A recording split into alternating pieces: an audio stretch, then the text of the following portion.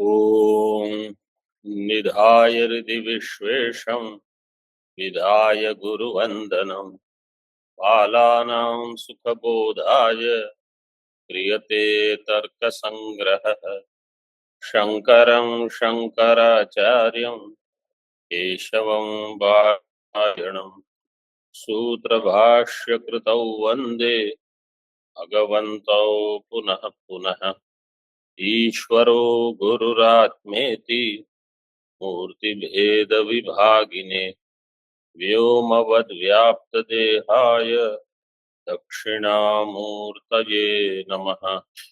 ओम शांति शांति शांति।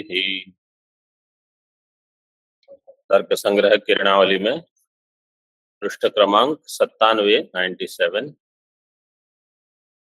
किरणावली में देखिए, मूले यत्तु स्वयं इति, मूल में दिया स्वयं अनुमाय ऐसे दिया है, यत्तु स्वयं धूमाद अग्निम अनुमाय। आगे टीका में स्वयं का अर्थ है अनुमाता। पर प्रतिपत्त्यर्थम, परस्य अनुमेय प्रतिपत्त्यर्थम, दूसरे को प्रतिपत्ति कराने के लिए। कौन सी प्रतिपत्ति करानी है?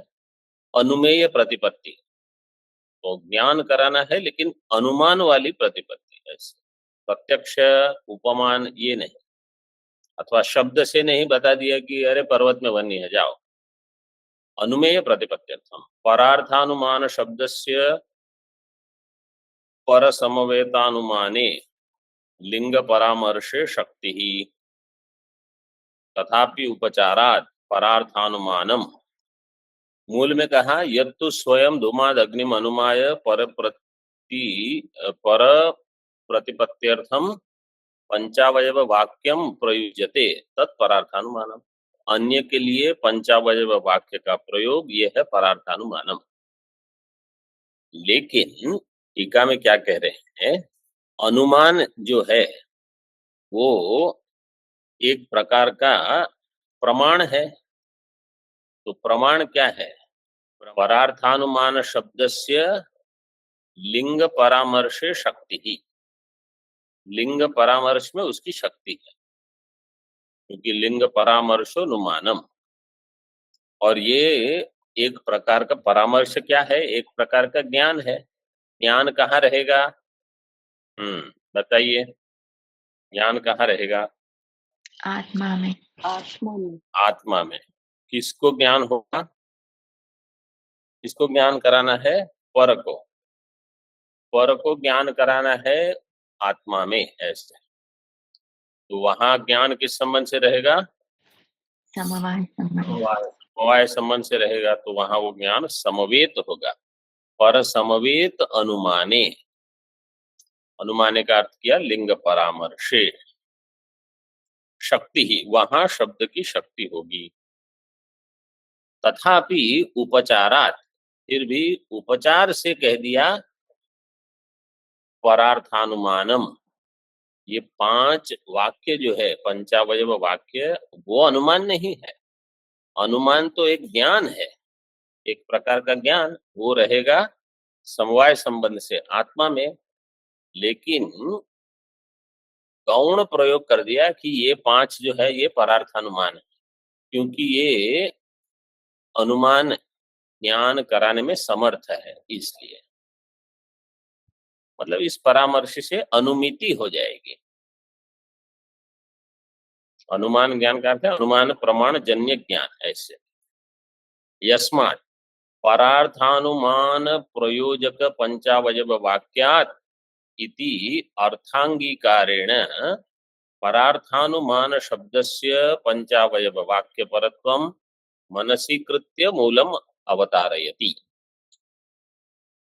ऐसा उपचार क्यों कर रहे हैं? क्योंकि यस्मात् परार्थानुमान प्रयोजक पंचावयव वाक्य, ये परार्थानुमान प्रयोजक 5 अवयव वाक्य जो है, इति अर्थांगीकारेण, इस अर्थ का अंगीकार करके परार्थानुमान शब्दस्य पंचावयव वाक्य परत्वम, परार्थानुमान शब्द, ये जो शब्द का प्रयोग किया, ये पंच अवयव वाक्य पर है, पंचावयव वाक्य परत्वम शब्दस्य मनसीकृत्य, इसको मन में धारण करते हुए मूलम अवतारयति। तो परार्थानुमान वास्तव में तो एक ज्ञान है, लेकिन वो ज्ञान इससे जन्य होगा। तो ये जो वाक्य है ये हो गए आपके परार्थानुमान। वाक्य जन्य जो प्रमा होगी वो हो जाएगी अनुमिति। मूलम अवतारयति परार्थानुमानम आह इति। हाँ, परार्थानुमानम आह ये दीपिका का है, यत्तु इति। यत् शब्दस्य तत्परार्थानुमानम इति तत्शब्देन अन्वयः। यत् शब्द का अन्वय होगा तत् शब्द के साथ, जो तत्परार्थानुमानम दिया है उसके साथ। आगे पंचावयव वाक्यम उदाहरति, पंचावयव वाक्य का वहां उदाहरण करते हैं। पंच अवयवाः अस्य वाक्यस्य इति, पांच अवयव है जिस वाक्य के, पंच अवयवाः अस्य वाक्यस्य इति व्युत्पत्त्या, इस व्युत्पत्ति के द्वारा, मतलब पंच अवयवाः अस्य वाक्यस्य तद वाक्यम पंचावयव वाक्यम, पंचावयव वाक्यम, वो दे दिया उसका विग्रह। इस व्युत्पत्ति के द्वारा उचितानुपूर्वी, पूर्वी है हाँ, वो शब्द उचितानुपूर्विक प्रतिज्ञादि पंच समुदायत्वम न्याय लक्षणम बोध्यम। उचित आनुपूर्वी, आनुपूर्वी का अर्थ है एक क्रम होता है, उसी क्रम से जाना, वो आगे शब्द दिया है। वैसे उचितानुपूर्विक प्रतिज्ञादि पंच समुदायत्व न्याय लक्षणम बोध्यम। अब उचितानुपूर्वी क्या है? उचितानुपूर्वी च प्रतिज्ञा उत्तर हेतु उत्तर उदाहरण उत्तर उपनय उत्तर निगमनत्व रूपा, ये पांच हो गए। प्रतिज्ञा उत्तर हेतु उत्तर उदाहरण उत्तर उपनय उत्तर निगमनत्व रूपा। ये आनुपूर्वी मतलब एक क्रम होता है, वही क्रम होना चाहिए। जब कहा जाता है कि ये प्रतिज्ञादि पंच समुदाय है, समुदाय मतलब पांच चीजों को इकट्ठा करके एक समूह है, तो उसमें एक क्रम होता है, उसी क्रम से चलना है। जैसे कभी कोई पूछेगा दशरथ महाराज जी के कितने पुत्र थे? 4। कौन से? तो भरत, राम, शत्रुघ्न, लक्ष्मण, ऐसे उत्तर नहीं होता, वो एक क्रम से ही उत्तर होता है। तो जो ऐसे उत्तर देते हैं समझ में आ जाता है कि इन्होंने अभी तक ठीक से अध्ययन नहीं किया है, अथवा इनके विचार ऐसे ही चलते हैं, कुछ यहाँ कुछ वहां कुछ वहां, इनको क्रम अभी तक पता नहीं। तो जब कोई कहेगा पंचावयव वाक्य, 5 वाक्य बोलने हैं ना, उसमें 5 चीज होनी चाहिए, वो कोई भी क्रम में कहो क्या फर्क पड़ता है, ऐसे नहीं, वो उसी क्रम में होना चाहिए। उसको कहते हैं आनुपूर्वी, उसी का मैं वर्णन कर रहा हूं। आनुपूर्वी इसका अर्थ है जैसे वेद होते हैं, आप्यायन्तु ममांगानि, तो आपको क्या कहना है? आप्यायन्तु मम अंगानि ना, तो आप इधर उधर अन्वय करके बोल दो, वो भी वेद वाक्य हो जाएगा। बोले फिर वो वेद वाक्य नहीं रहेगा, वो आपका वाक्य हो गया। ममांगानि आप्यायन्तु, ये अगर आपने कह दिया, बोले मैं भी वही प्रार्थना कर रहा हूं जो आप कर रहे हो, बोले ये वैदिक प्रार्थना है, आपकी हो गई वो अवैदिक हो गई। क्यों? उसमें आनुपूर्वी नहीं रही। तो वेद जो हमको प्राप्त है पूर्व कल्प में कैसे थे? बोले वही आनुपूर्वी थी, वही स्वर थे, उदात्त अनुदात्त स्वरित जैसे पूर्व कल्प में था वैसे ही प्राप्त होता है। ये आनुपूर्वी का बहुत महत्व है। तो जिन लोगों को ये सब पता नहीं रहता, वो आगे पीछे वो मंत्र होते हैं तो थोड़ा ऊपर नीचे करके बोले ऐसे बोल दो, ऐसे नहीं बोल सकते, जो जैसे है वैसे कहोगे तभी फल मिलेगा। तो इसमें भी ऐसा है। व्याख्यान करते समय आप अन्वय कर दो, कुछ शब्द का लोप करके पहले केवल मुख्य अर्थ बता दो, वो सब अलग है।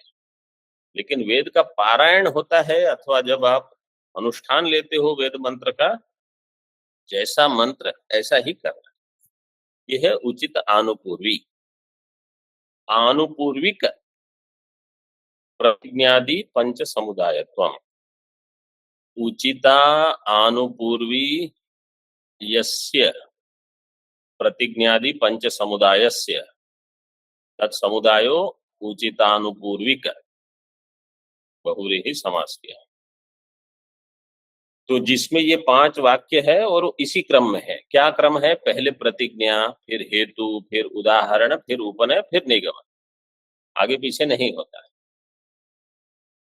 अवयवत्वं च न्यायांतर्गतत्वे सति प्रतिज्ञादि अन्यतमत्वम। अवयवत्व का उसकी व्याख्या की है न्यायांतर्गतत्वे सति। अवयव का अर्थ क्या है? न्याय का हिस्सा होना चाहिए, न्याय के अंतर्गत जो हो।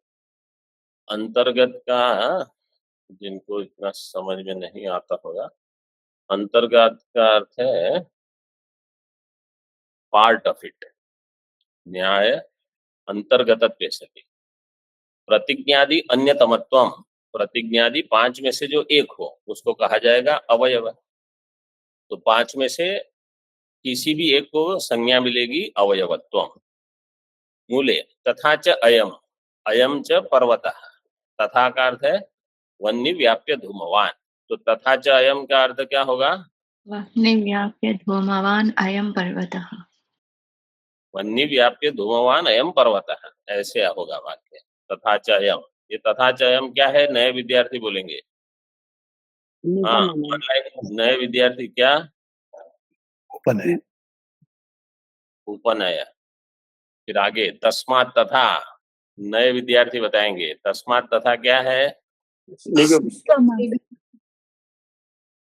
निगमन। निगमन वाक्य कैसे होगा? वन्य व्याप्य धूमवत्वात् वन्यमान इत्यर्थः। वन्य व्याप्य धूमवत्वात्, ये हेतु से तस्मात् का अर्थ कर दिया वन्य व्याप्य धूमवत्वात्। तथा का अर्थ है वन्यमान इत्यर्थः। अनेन पंचावयव वाक्येन प्रतिपादिता लिंगात्। अनेन का अर्थ है इस पंचावयव वाक्य के द्वारा प्रतिपादित लिंग के द्वारा लिंग परामर्शाद इत्यर्थः। लिंग परामर्शाद। तद यथा, कैसे? न्याय प्रयोगेन, मतलब लिंग परामर्श से।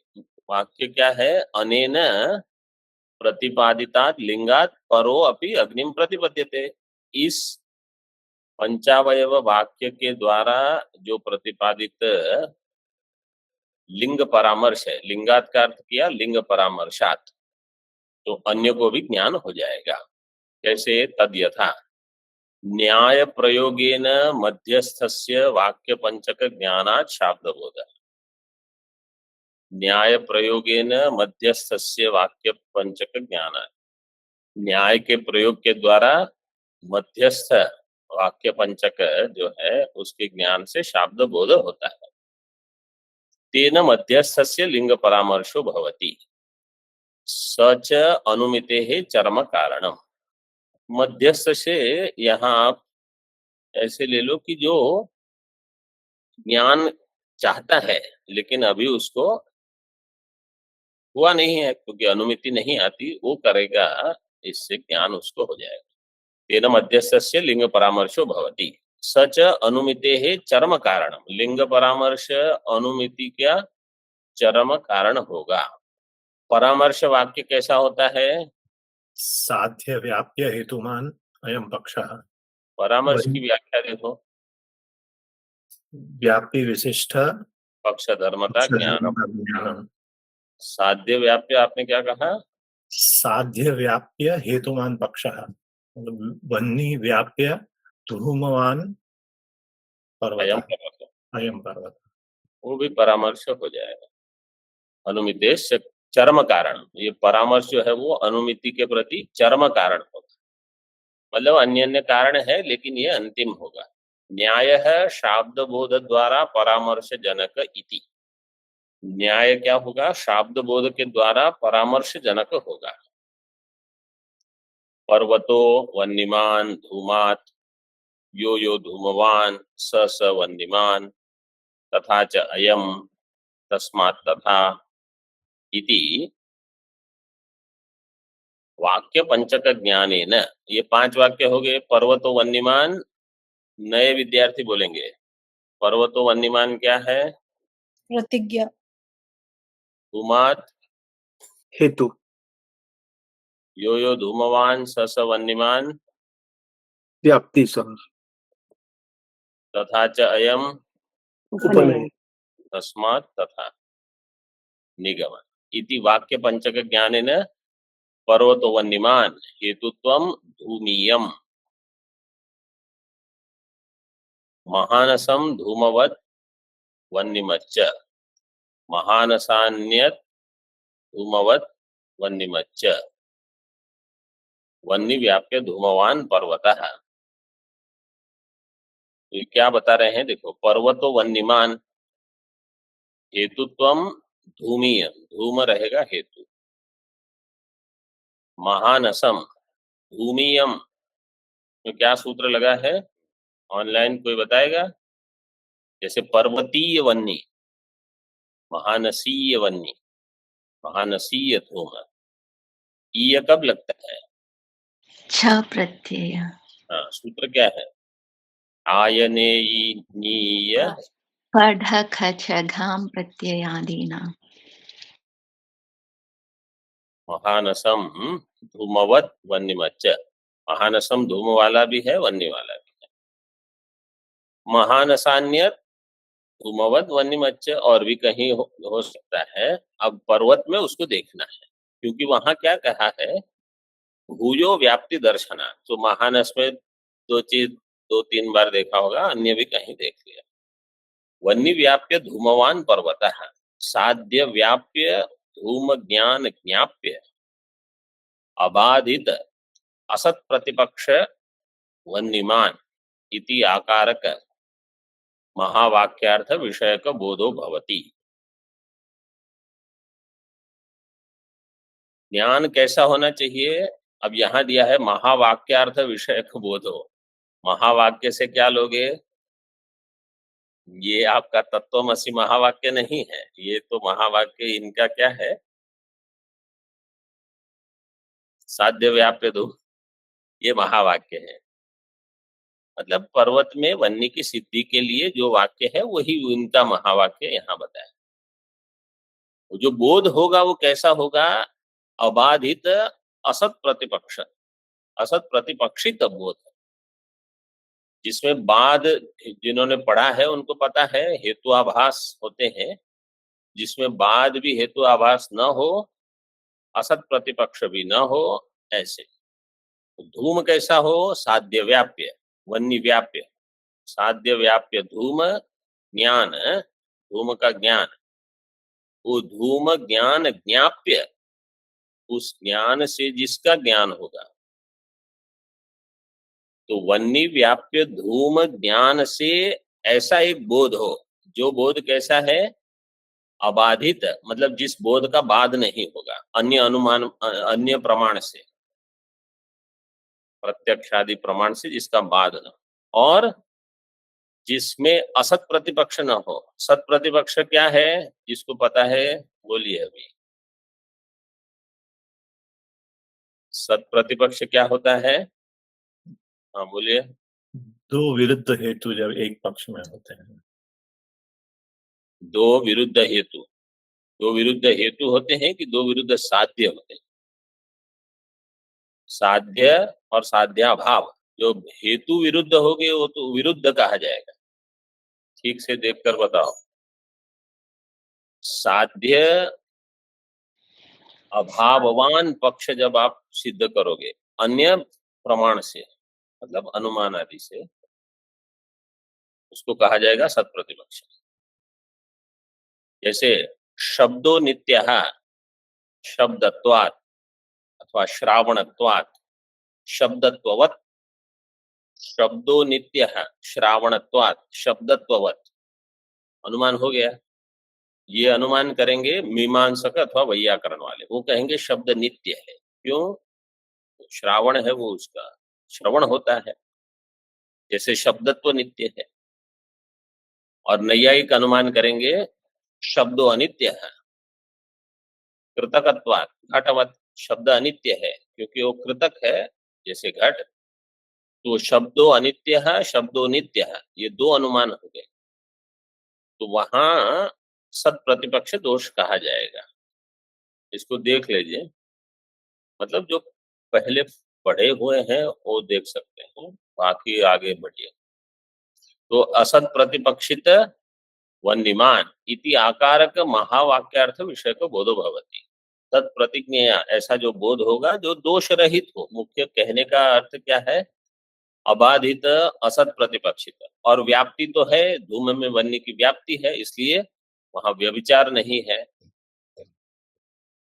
हेतुना हे इति तत्र प्रतिज्ञया पर्वतो वन्यमान, पर्वतो वन्यमान इस प्रकार की प्रतिज्ञा है। हेतुना हेतुत्वम धूमीयम, धूम हेतु के द्वारा, उदाहरणेन महानसम धूमवत वन्यमच्च, महानस महानसान्यत धूमवत वन्यमच्च इति। महानस धूम वाला भी है, वन्य वाला भी है। महानस से अन्य कोई प्रदेश है, वहां भी धूम भी है, वन्य भी, जैसे चत्वार है बता रहे थे, तो वहां धूम वन्य की व्याप्ति मिल गई। व्याप्ति मिल गई, उदाहरण हो गया, हेतु है, प्रतिज्ञा है। तो अब उपनय करेंगे, वन्यमान वन्य व्याप्य धूमवान पर्वत इति, निगमन करेंगे साध्य व्याप्य धूम ज्ञान ज्ञाप्य अबाधित असत प्रतिपक्ष पक्षित वन्यमान इति च बोधो अनुसंधेय। ये पंक्ति वही है जो पहले हमने देखी, साध्य व्याप्य धूम ज्ञान ज्ञाप्य अबाधित असत प्रतिपक्षित वन्यमान पर्वत है, ये बोध हो जाएगा। इस प्रकार से इसका अनुसंधान करना है। उसी को थोड़ा और बताते हैं। प्रतिज्ञा हेतुदाहरणोपनय निगमनानि पंचावयवाः।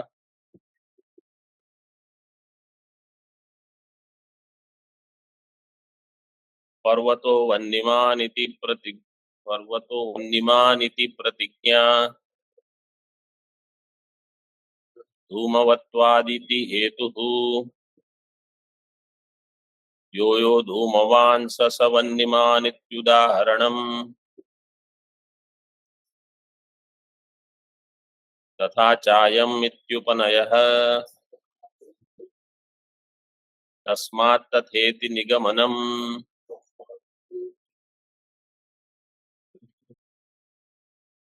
जो हिंदी पढ़ते हैं उनको संस्कृत लगता है वो समान है, तो विसर्ग छोड़ देंगे, हलंत छोड़ देंगे, बाकी जो है उतना पढ़ लेंगे।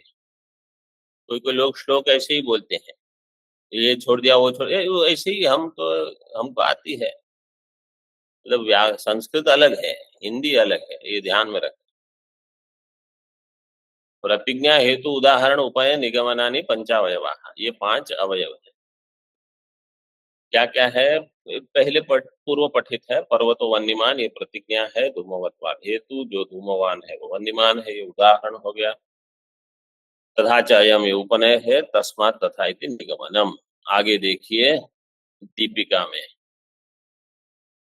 अवयव स्वरूपम आह प्रतिज्ञा इति, अवयव का स्वरूप बता रहे हैं। उदाहृत वाक्येषु प्रतिज्ञादि विभागम आह पर्वतो वन्यमान, इस उदाहरण वाक्य में विभाग करके दिखा रहे हैं पर्वतो वन्यमान। किरणावली में साध्यवत्तया इति, साध्यवत्तया पक्षवचनम प्रतिज्ञा, साध्यवत्तया पक्षवचनम, साध्य वाला होकर के जो पक्ष का वचन होता है उसको कहा जाएगा प्रतिज्ञा। टीका, साध्य विशिष्टत्वेन पक्षबोधकम वाक्यम इत्यर्थ, साध्य विशिष्ट होकर पक्ष का बोध कराने वाला वाक्य, उसको क्या कहा जाएगा? क्या कहा जाएगा? प्रतिज्ञा। साध्यता अवच्छेदकम, हाँ देखो ये साध्यता अवच्छेदक मात्रा अवच्छिन्न, साध्य प्रकारक पक्षता अवच्छेदक अवच्छिन्न, पक्ष विशेष्यक बोधजनक वाक्यम इति फलितार्थ। प्रतिज्ञा का इतना बड़ा लक्षण आपने कभी देखा है? साध्यता अवच्छेदक मात्र अवच्छिन्न, साध्यता अवच्छेदक के मात्र अवच्छिन्न कौन होगा? साध्य। तो साध्य हो जाएगा जिसमें प्रकार है, साध्य प्रकारक, प्रकार मतलब विशेषण। और पक्षता अवच्छेदक अवच्छिन्न कौन होगा? पक्ष, पक्ष विशेष्यक, साध्य प्रकारक पक्ष विशेष्यक, पक्ष विशेष्यक बोधजनक वाक्यम, ऐसा बोधजनक जो वाक्य होगा। साध्य विशिष्ट, हाँ, साध्यता अवच्छेदक मात्र अवच्छिन्न, जैसे पर्वतो वन्यमान, इसमें विशेषण क्या है? वन्नी। अग्नि। वन्नी, वन्नी हो जाएगा विशेषण, पर्वतो वन्यमान। घटवत भूतलम, इसमें विशेषण क्या है? घट। घट। हाँ, मतलब ये सब बुद्धि में स्फुरित होना है। घटवत भूतल में विशेषण घट है, भूतल विशेष्य है। पर्वतो वन्यमान में विशेष्य क्या है? पर्वत, पर्वत विशेष्य। तो इसलिए दिया पक्षता अवच्छेदक अवच्छिन्न पक्ष विशेष्यक बोधजनक वाक्य, ये हो गई प्रतिज्ञा। ठीक है। ओम पूर्णमदः पूर्णमिदं पूर्णात् पूर्णमुदच्यते पूर्णस्य पूर्णमादाय पूर्णमेवावशिष्यते। ओम शांति शांति शांति। शंकरं शंकराचार्यं केशवं बादरायणं सूत्रभाष्यकृतौ वन्दे भगवन्तौ पुनः पुनः। ईश्वरो गुरुरात्मेति मूर्तिभेदविभागिने व्योमवद्व्याप्तदेहाय दक्षिणामूर्तये नमः। ओम शांति शांति शांति।